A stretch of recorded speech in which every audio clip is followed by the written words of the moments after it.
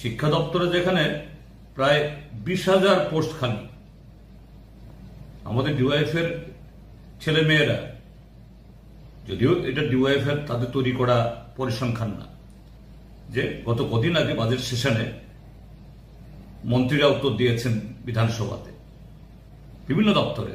এমনি আমরা এই ম্যান পাওয়ার ডিপার্টমেন্টকে তার কাছে উত্তর চাইলে বলে উত্তর সংগ্রহাধীন, এরা উত্তর দেয় না। কিন্তু আমাদের এমএলএরা খুব বুদ্ধি করে একটা একটা দপ্তর করে শূন্যপদ কত চেয়েছে, এটা যোগ করে দেখা গেল 51,000-এর বেশি শূন্যপদ বেরিয়েছে। তারপরও 18-19টা ডিপার্টমেন্টের কোনো তথ্য আসেনি। সে 18-19টা দপ্তর থেকে যে তথ্য আসে, এটা কোথায় গিয়ে দাঁড়াবে এটা অনুমান করতে একটু অনুমান করলেই যে আতঙ্ক ধরে যায় যে কত হাজার পোস্ট ভ্যাকান্সি।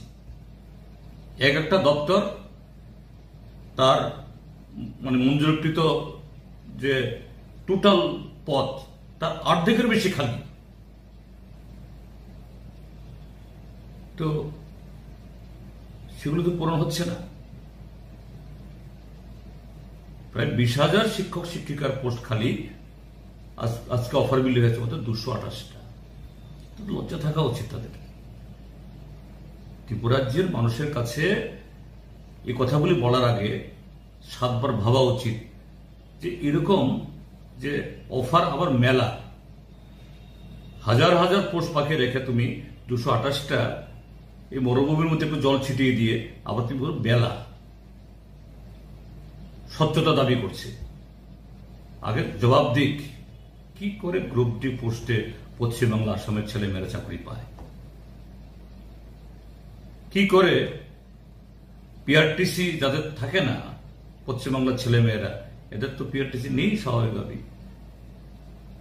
তার মানে এটা কি, এটা জাল পিআরটিসি। এবং কদিন আগে এই সামাজিক মাধ্যমে পত্রিকাতে বেরিয়েছে, কমলপুরে শাসক দলেরই নগর পঞ্চায়েতের সদস্য কদিন আগেও বিজেপির পতাকা নিয়ে হেঁটেছেন। সে ভদ্রমহিলা কবে ইন্টারভিউ দিয়েছেন কেউ জানে না। তাকে জিজ্ঞেস করছেন যুবক যুবতীরা, তিনি কারা দপ্তর না কোন দপ্তরে যেন পোশাক পরে, খাকি পোশাক পরে ডিউটি করছেন, যে বলছেন দিদি আপনি তো সেদিনও আপনি এই কি বলে নগর পঞ্চায়েতের সদস্য না পঞ্চায়েতে জানি, আপনি কবে ইন্টারভিউ দিয়েছেন বলতে পারছেন না, কবে ট্রেনিং দিয়েছেন বলতে পারছেন, ট্রেনিং দিচ্ছেন। তো এর জবাব দিক। কাজে যারা নিয়ম নীতি রিক্রুটমেন্ট রুলস এগুলাকে জলাঞ্জলি দিয়ে দিন দুপুরে সমস্ত জালিয়াতি করছে, এরা আঙুল তুলছেন যে বিগত সরকারের সময়ের যে পার্টির বেশি অফার বিলি করা হতো। কোথায় একটা এরকম উদাহরণ দিক, একটা ঘটনা বলো। এভাবে করে মিথ্যা দিয়ে সত্যকে ঢাকা যায় না। মিথ্যা দিয়ে ত্রিপুরাজ্যের বেকার যুবকরা আজকে ফুসছে, অর্ধলক্ষাধিক শূন্যপদ ফেলে রেখে আজকে সুশাসনের যারা বড়াই করছেন, আর এভাবে ছিটে ফুটা চাকরি দিয়ে মেলার নামে সেখানে সমস্ত এই অসত্য তথ্য দিয়ে বহাবা করাচ্ছেন। এগুলো দিয়ে